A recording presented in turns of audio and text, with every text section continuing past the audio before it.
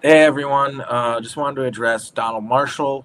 Not personally, but if he sees this, hi, I'm not trying to be a dick or anything here. Just people keep asking me about you.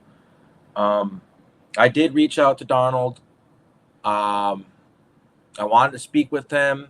I told him this is happening to a lot of people, this and that. And the attitude of my messages, like he read them, we were corresponding. He just didn't seem to care. Is the vibe that I got. And he seems to have this arrogant attitude, like his testimony is the only testimony that matters or something. And that's my problem with him. And my problem with him is that he says he writes all the NSYNC songs, all the Backstreet Boys songs, all the Britney Spears songs, when I know that he didn't write them all because I wrote many of them and other people wrote some of those songs too. It's not all just one guy. It's more complicated than that. It's a time travel thing. They're pulling songs from other timelines and all sorts of wild stuff. And I personally think he's kind of watering down that truth of what is really going on with the music industry, acting like it's one guy writing all the songs. It does a disservice to everybody else, including myself, in these programs who have had their music stolen from them or their ideas stolen from them or whatever. And what it is, which I've been trying to explain to people, is these people have access to time travel and they can see when stuff is going to get invented or whatever, or use other means even to take stuff from people and take the money. And they love taking our creativity from us, taking our energy from us because they don't have any of that of their own. That's what they're doing. And so that's been my problem with Donald Marshall historically, is the fact that I appreciate his testimony and the fact that he's talking about this over a decade ago so that people are more up to speed with what I'm talking about and it doesn't sound so wild and out of control to them. I appreciate that. But at the same time, this is a Corey Good phenomenon here where you got a person acting like their testimony is the only testimony that matters. Everybody else can, this is the reality. This is happening to lots of different people, and we can corroborate on where the stuff is happening, how the stuff is happening, who's doing it, who's involved. And the reality is this is happening to thousands of people at least, probably more. And many of these people don't have memories. They just have mental health problems from what's being done to them because the emotion stays there after being in a cloning center, even if you don't remember it. And so I just take issue with him sitting in his corner on the internet, on Instagram, for like a decade now and not doing interviews anymore. And this might have to do with the fact that he's being threatened under arrest in the programs. I'm taking that into account. But I do want to say I've reached out to the guy. I know who he is. And I'm kind of tired of getting asked about him, to be honest with you. Like, I get it. I say a lot of the same things, but we're in a totally different league, in my opinion. I am willing to corroborate my testimony with other people. He is not. So that makes me more authentic than him, in my opinion, regardless of the fact that he's been talking about this for 10 years. I didn't know who he was until I went public. I know that I could just lie about that and just say that, but that's true.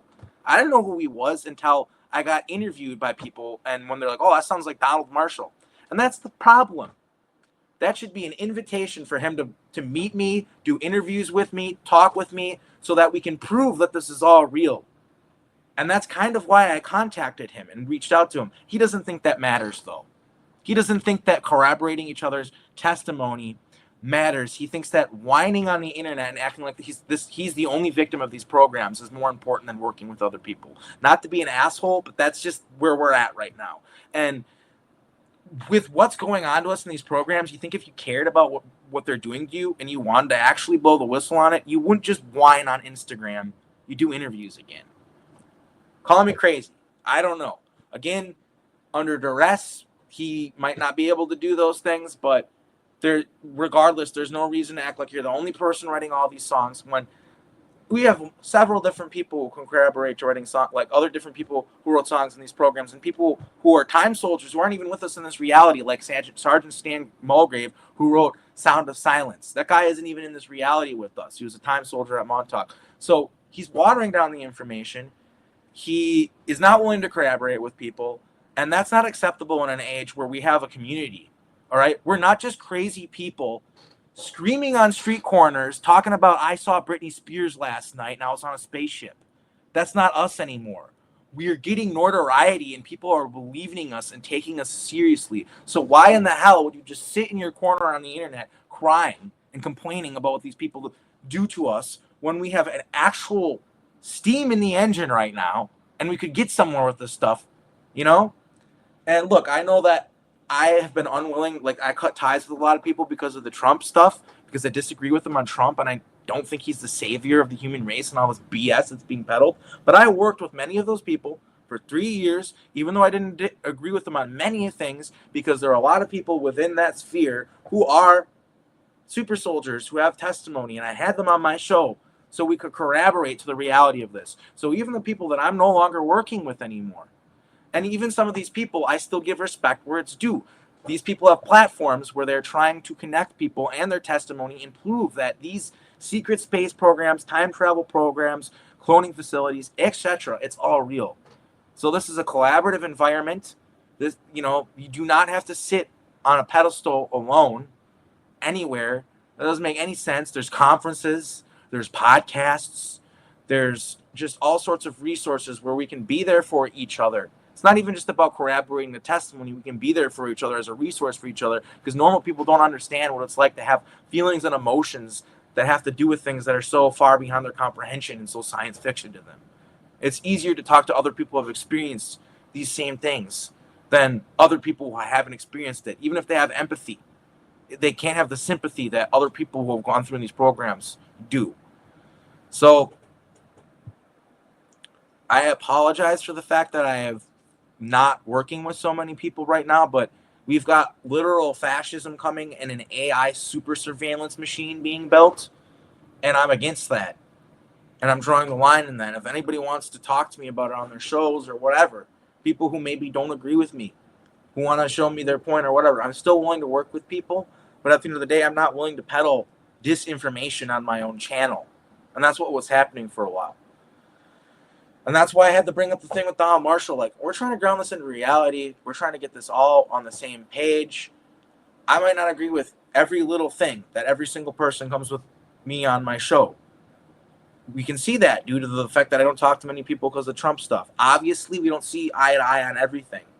But the public can see for themselves that regardless of that, there is a common ground, common core testimony there that there are people being trafficked through human cloning and time travel. All right? That's the number one thing that we need to recognize here, and we need to work together. And I don't mean to be rude or crass here, but I felt like Donald was rude and crass to me. And being a public person, this is my opinion. Everyone keeps asking me about it. Here it is, an 8-minute video to tell you very clearly how I feel about the whole thing. So I know people are going to continue to ask me about it, but I just want to put it out there that I really don't feel like talking about Donald Marshall. Until he wants to come to the table and talk with us and be a part of the conversation. He's not dead or something. He's alive. So why do I have to talk about his testimony? Where the fuck is he? All right? That's where I'm at right now. So quit asking me about him, please. Thank you.